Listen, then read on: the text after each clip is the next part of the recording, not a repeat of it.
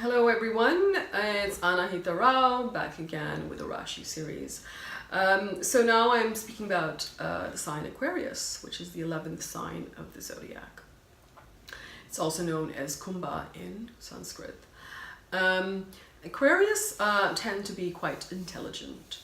They have great memories and very good power of concentration as well. They also tend to be quite kind and humane.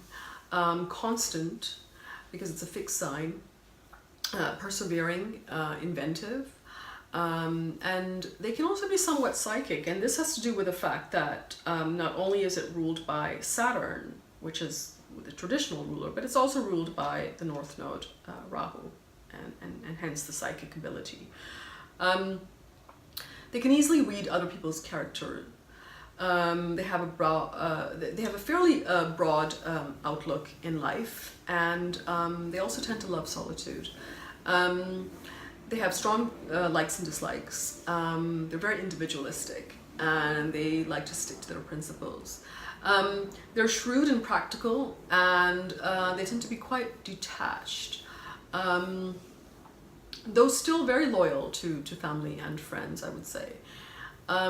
It's an air sign, and so it's connected to Kama, which is our need to fulfill our desires.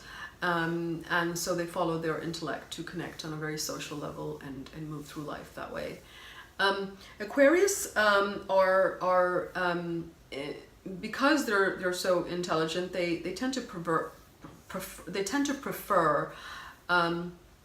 educated and equally intelligent partners. So they place quite a lot of value on those characteristics in partnerships. They prefer more sort of permanent and strong attachments, again, due to their fixed nature.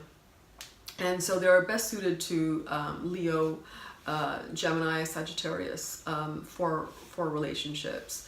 And I would also say Taurus would make a good match with an Aquarius.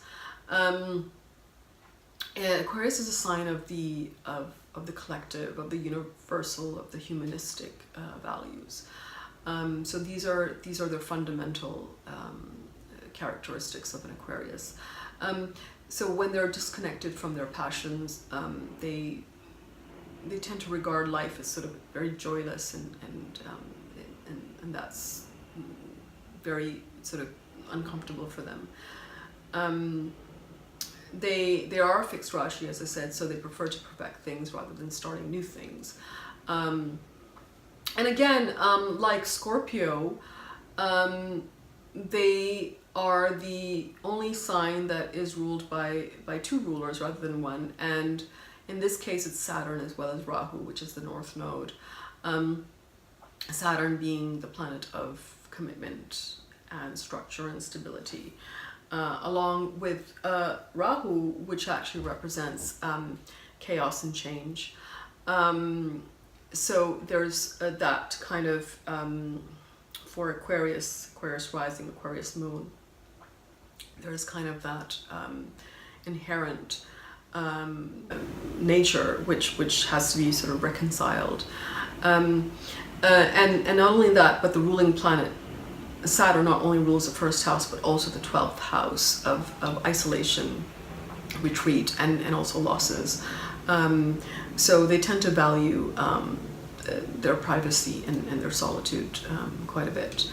I would say for an Aquarius, the highest spiritual lesson is to learn to live a life of dignified service, rather than just a default type of servitude, which is really just a lack of confidence in disguise, and can lead to bitterness.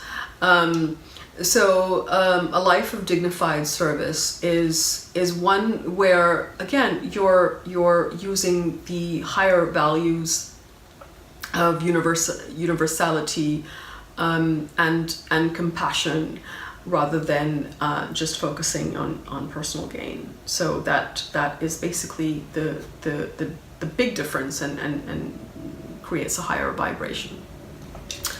Well, that's all, folks, with Aquarius. Feel free to post comments and subscribe below. Check out my website as well when you get a chance, anahitarao.com. Thanks, folks. Bye-bye.